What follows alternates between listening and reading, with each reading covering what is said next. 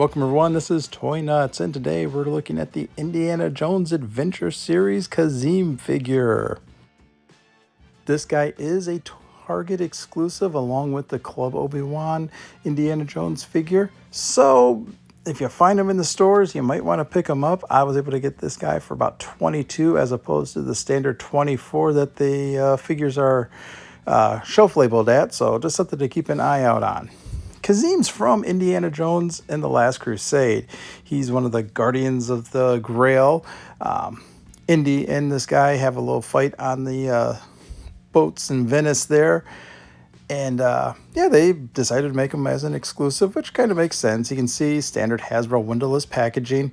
Has a pretty cool Photoshop image of him from the movie there on the side. Then, of course, the figure on the front. Over on this side here, you've got the all the other figures in the Adventure Series Wave 1 here. The Belloc, Indy, Sala, Marion, Toth. Then, of course, all their Lego garbage there on this side. On the opposite side over here, you got a nice Photoshop image. Looks really cool of him from the movie. And then, of course, him and Indy fighting in the boat. And then underneath that's their garbage on about, windowless packaging and all that. But thankfully that's going to be going away soon, because for a figure like this with that pinstripe, you gotta be able to see it to make sure it looks good. Back of the packaging, you have the map there with the picture of the figure in a pose, plus all of his accessories. This one comes with a machine gun, a rifle, and a pistol. But yeah, I like the simple packaging. Looks pretty cool. But let's open this guy up, see what he looks like. I'll do a slice of the X-Acto to get the tape. You can hear, since they don't have anything holding them down, accessories and that sort of bounce around and slide around in there, so hopefully nothing too badly damaged. You can see how they're just held in with the little sleeves, so everything can just slide around, and they've got the, I do like the paper here is that map, and it rips pulling it out of the box here. But yeah, I like the little map covered paper that they're in, pulling it out. Again, that looks really cool, but here's Kazim. I mean, he looks pretty cool. Pinstripes look pretty decent. Looks like he has, just the rocker ankles. They don't seem to really want to rotate too. It's pretty tight, so we might want to be careful with that. Yeah, he looks pretty cool. The pinstripes don't look too bad. Doesn't look like anything's off. Straighten the legs out here. You can line them up. Yeah, they look pretty good. Okay, nice tight joints. Don't really feel hard. I mean, I kind of figured the knees couldn't be really painted. So, but then again, you're not really going to be posing this guy into some action crouching pose or anything, I guess. Yeah, they did a really good job. I mean, look at the likeness on that and the paint on the face and everything. The detail there is really good. I really like the figure. They did a pretty decent job here. Yep, the hands, okay, yep. Like I said, I think the Indy hands are going to be this style here, where it's a hand on a little peg as opposed to the peg in the hand and the wrist to go in. Gets pretty decent articulation. It does feel like it has butterfly joints under the jacket. And again, elbows are not painted, but that's going to be something easily hidden. Elbows are pretty tight, so be careful when you're first posing him out of the box here.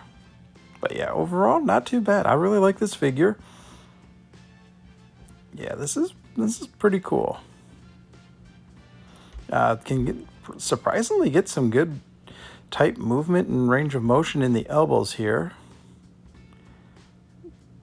I really like the figure. This is not bad. This is good so far. 2 for 2 on the Indy figures that I've got here. I've got the Club Obi-Wan that I did. You can catch the video in my other feeds here, but yeah, twists at the waist. Doesn't really have like an ab crunch. Again, don't think this one needs it. Yeah, I like this figure. Pretty cool guy. All right, so let's go with the accessories here. Again, that map on the bag just looks pretty cool, like old parchment and everything. Just pull it out here. First weapon out. Getting a little, there we go. Just pull it right out of the paper. And it's the submachine gun, little grease gun here. The wood stock looks pretty decent, not too bad. Nice gunmetal on the barrel and the clip and everything.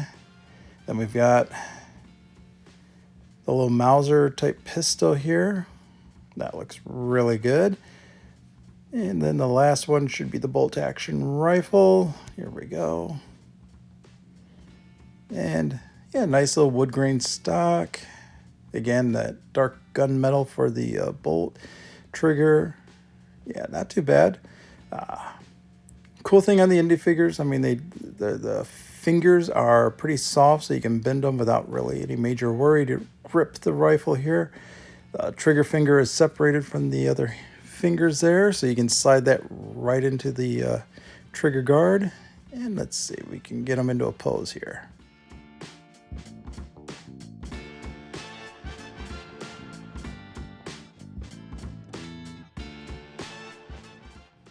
All right, yeah, not too bad. You can hold the machine gun here pretty good. Yeah, here he is in a little action pose, firing it off.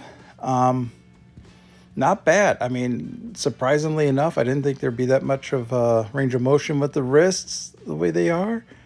But yeah, and here he is with the pistol. Looks pretty good. Not bad. I mean, holds the pistol really well. It's in the hand good. And then the one that shocks me here is the way he's able to hold the rifle here. Yeah, that's pretty cool. Compared him to the Club Obi-Wan exclusive here, I figured the arms and the legs are just reuses, but they are not. Yeah, that's...